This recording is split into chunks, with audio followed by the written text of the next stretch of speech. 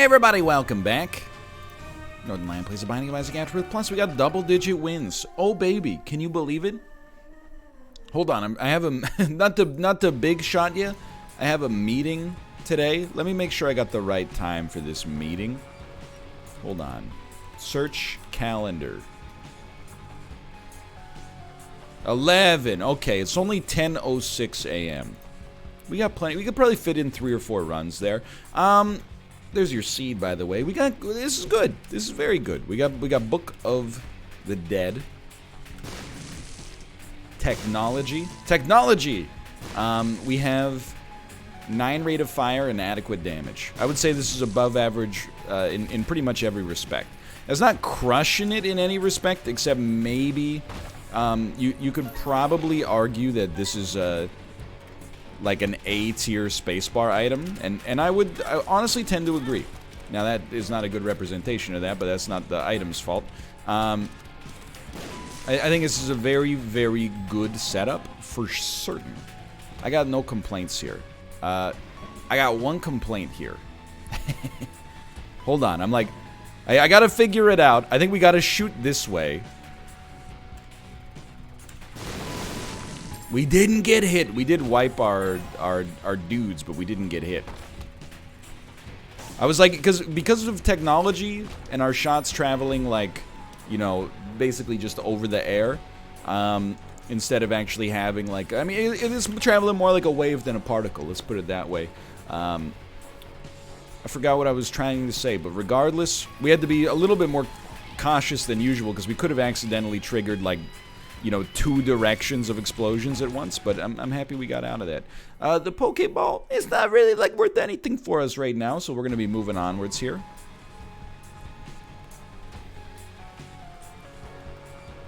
Just going to keep it moving. I mean, I feel very, very positive about our current situation. Little Horn, not concerned. So what would really make this run tick? I love technology as an item. I have avoided it occasionally in the past just because, I don't know, there's something about, I think it lowers like the hitbox for the, or it thins the hitbox for the tier. I might be wrong about that, but it feels like the hitbox is occasionally wonky. So if everything else is okay, I'm just gonna head down unless we get something here. I don't necessarily think it's necessary, but I do think it tends to be a pretty positive addition. The one thing that takes it to the super next level, not just the next level, but the super next level, is homing tiers. Any varietal of homing tier speaks to me on a real level. So if we could get, you know, Bent Spoon or something like that, I'd be all about it. Or a deal with the Angel maybe to get, like, Godhead. I don't know if Godhead has the same homing power, but it gets close for sure, right? Probably. Now, if you think I'm going to sit there and farm that portal for Book of the Dead, you're watching the wrong guy. I'm just going to tell you, you're watching the wrong guy. There may be some people out there that you could watch that would do that. It's not meant to be a slight. I don't know. I don't watch other Isaac content creators because I see this game so much. I see it in my dreams.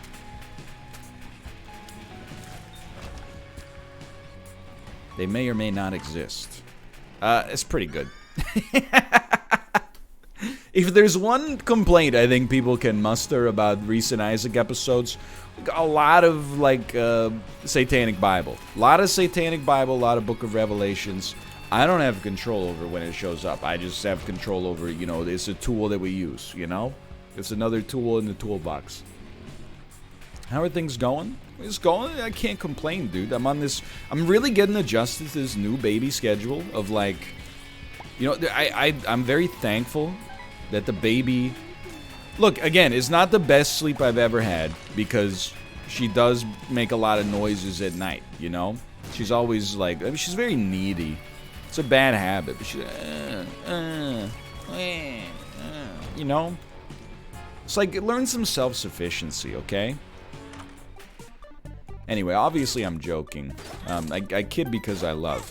But she's been sleeping like, you know, 11 to 6 regularly recently, which is insanely good for a newborn. And I know that like sleep regression's a thing, so I'm just enjoying it while it lasts, and I'm not counting my chickens. But I'm really getting adjusted to this new sleeping strategy here, and it's been nice, dude. Honestly, wake up. Honestly, my not tip, but like the thing that's worked the best for me is when she wakes me up at like 6, I do question, like, am I going to stay up or am I going to try to get like an extra 2 hours of sleep or something like that?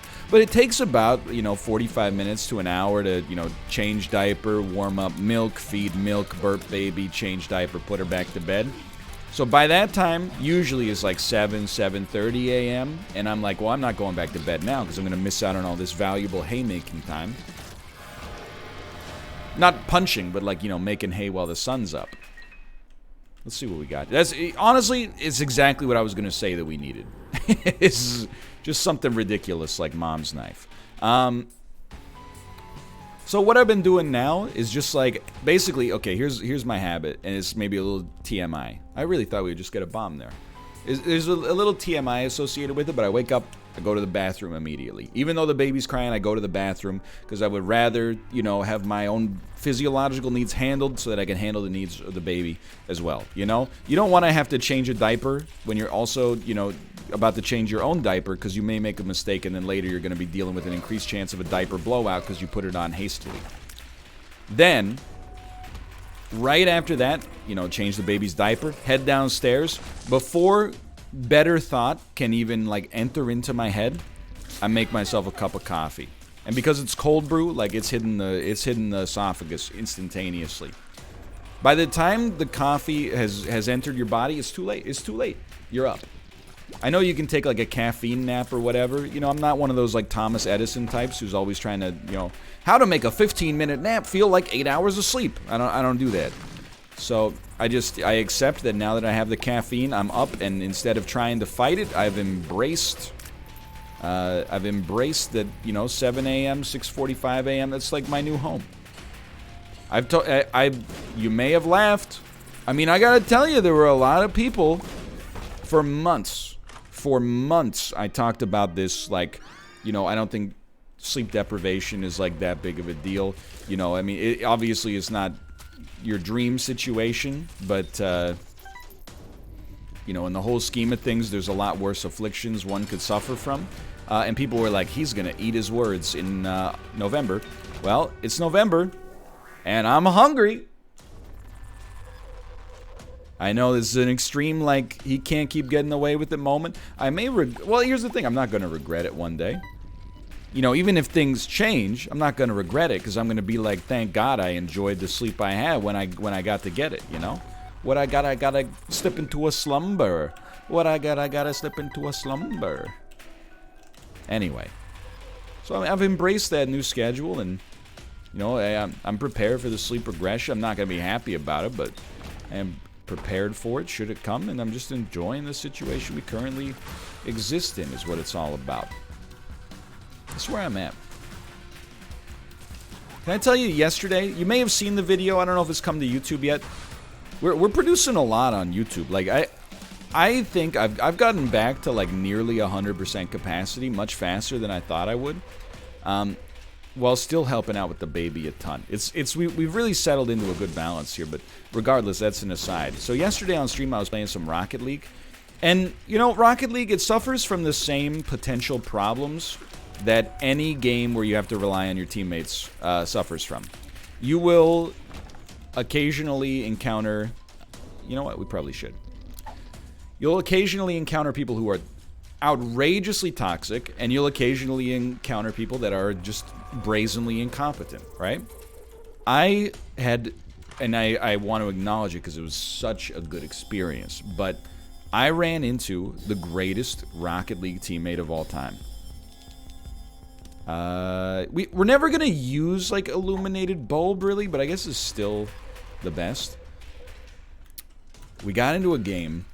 Our teammate was Plain God YT. So we must have a YouTube channel. This is not a sponsored post, but if you want to check him out, by all means. The first thing, because I'm used to Rocket League chat, like people don't say anything at the start. And then, like, if you make one mistake, even if you're up 3-0, if you, like, miss a ball, and even if it's non-consequential, your teammate will hit you with, like, you know, how could you miss this ball? This is ridiculous. My mom would never let me play games with somebody who does that. Mr. Gorbachev, tear down this wall. Like, they just go off on these ridiculous sort of rants, right? The first thing that Plain God YT said was, we got this.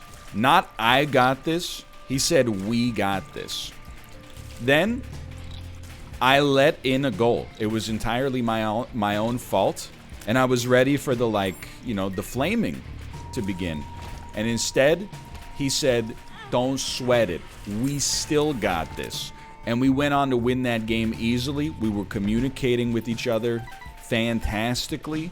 We played another game. We won easily. Then he said, I G2G.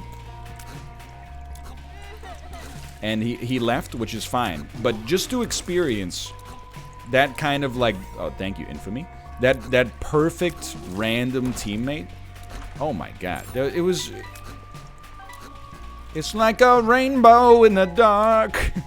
I don't know why that was the first thing that popped into my mind, but I had a great time. And then I'll have you know, I was setting my videos last night. So this is the same night as the Rocket League stream. And a little Epic Store pop-up came up, and it said, Plain God YT would like to add you as a friend.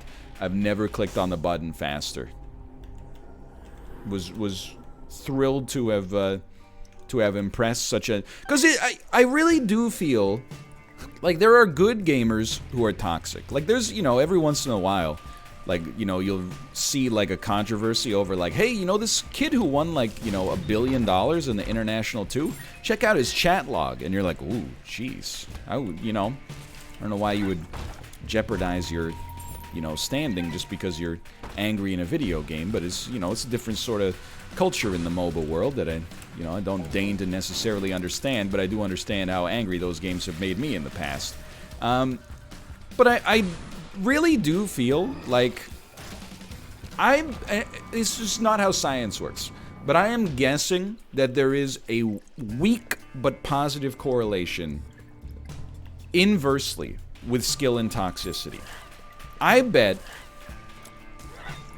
the more toxic you are, if you look at it on a large enough sample size, the more toxic you are, the lower your skill level in the game. I'm not saying it's like, you know, if you're infinitely toxic, you're also infinitely bad. Because statistically, I can't back that up. All I'll say is that I think if you're the kind of person who goes down like 1-0 and then is like, oh, how could you possibly do this? This is ridiculous. I think you're the kind of person who, you know, I'm just gonna say it, doesn't necessarily possess the intestinal or emotional capabilities to go through the kind of strife you need to go through to get good at something. Yeah, I think instead of being like, you know, hey, I lost, how can I learn from this and thus get better, you're just like, you know, how could the universe do this to me? I did everything right. I should be in Grand Champion, but for some reason I'm Silver 3. I stand by it. I know there's definitely, you know, counter examples, don't get me wrong. I'm just saying, I bet there's a weak positive, or a weak inverted correlation. I love the undimming. Oh, baby. I mean, car battery is just ridiculous. This is ridiculous! Oh, a luck upgrade too? I mean, we're insanely set. This one is already over. I knew it was gonna be Ace of Hearts in all likelihood, but like, why not take a stab at it? Get it? Uh-huh. Anyway, it was a good time. Plain God, if you're watching this, like, I don't want to be that, like, weirdo, you know, who's like, well, see what being nice in a game gets you? It's a shout-out from a mid-sized YouTuber. That's a worthwhile item. But, like, it just goes to show you, you know? If you're not gonna be nice because of the stick, you know, i.e. being rude gets you reported, then be nice because of the carrot. You know, you never know what kind of people you might be playing with in your lobby. Who knows, you know, that person that you're flaming in Halo Guardians might be Phil Spencer. And maybe if you were really nice, you know, Phil Spencer might accept your friend request. And then you could talk to him about all sorts. You could become like best friends with Phil Spencer, the head of Microsoft's Xbox division. And then you'd be like, hey, Phil Spencer, give me an Xbox One Series X S tier Pagani Zonda edition, Forza Motorsport Infinite Horizons. And he'd be like, you know what, kid, I respect you for shooting your shot. Why don't you take my job? All because you were just nice, you know? You saw Phil Spencer, you know, throw a plasma grenade against the wall. It landed on his own head and exploded and lost you the game. And you said, you know what, brother? Don't be upset. It's all right. It happens to the best of us. All of a sudden, now you're running the Xbox division. You never know. All it takes is a little bit of human decency. And a small loan of $1 million. Sorry, I kind of went off the deep end on that one. But that's okay. It's okay to go off the deep end, because this run is... It's not as good as our last run in power, but it is actually substantially more unlosable. Like, it is not conceivable to lose this run unless you deliberately lose the run. Mostly just, I mean, Mom's Knife is obviously great, and then Satanic Bible's obviously great, but then, like, Car Battery is basically like having 2 Satanic Bibles simultaneously. It's incredible. We will not lose, I promise you this.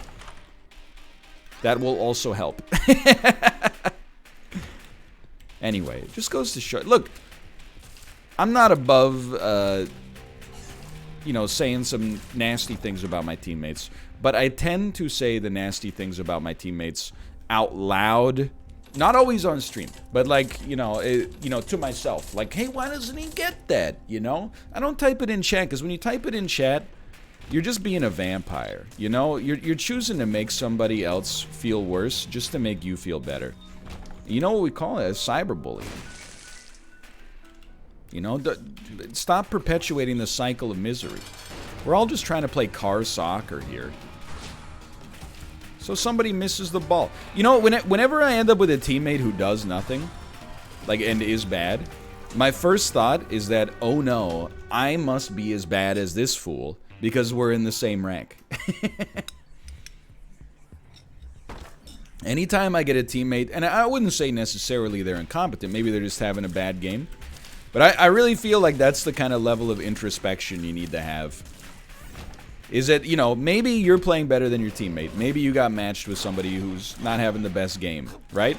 But why on earth are you both in Silver 4? Clearly, I mean, Silver's like the lowest rank, but clearly, you're both roughly at the same level of badness. So instead, you know, if you want to get less terrible teammates, probably the best thing that you could do is improve your own ability as well.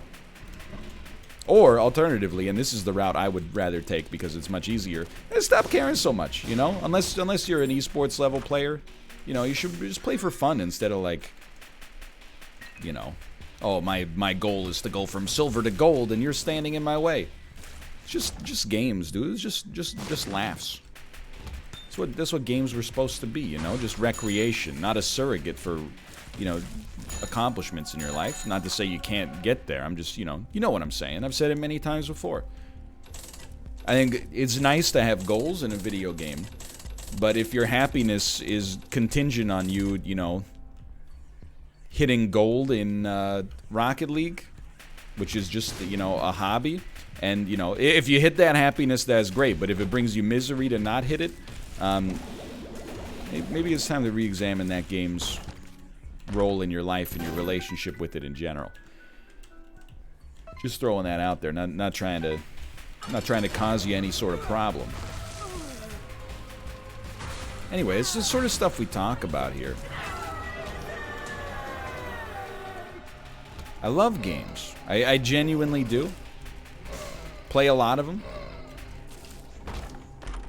But sometimes, when people get way too into them, I go, I wish you would step back from that pudge, my friend. We could Just go and eat some lunch without killing Roshan. And, we're out of there for sure. For sure. Anyway, dude, I can't even complain at all. It's like another insanely easy run. And, we had that one horrible run that we lost where we had like 3 damage by the time we made it to the chest. And then ever since then, we honestly, I mean, with 1 or 2 exceptions, we've had some of the easiest runs consistently I've ever had.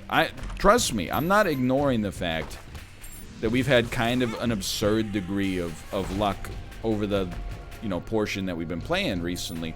Now, I will also say, absolutely not.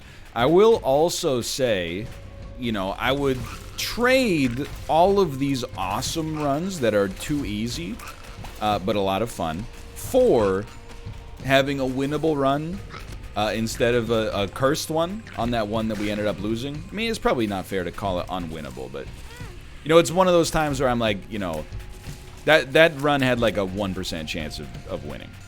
Maybe that's not fair. It had a low chance of victory.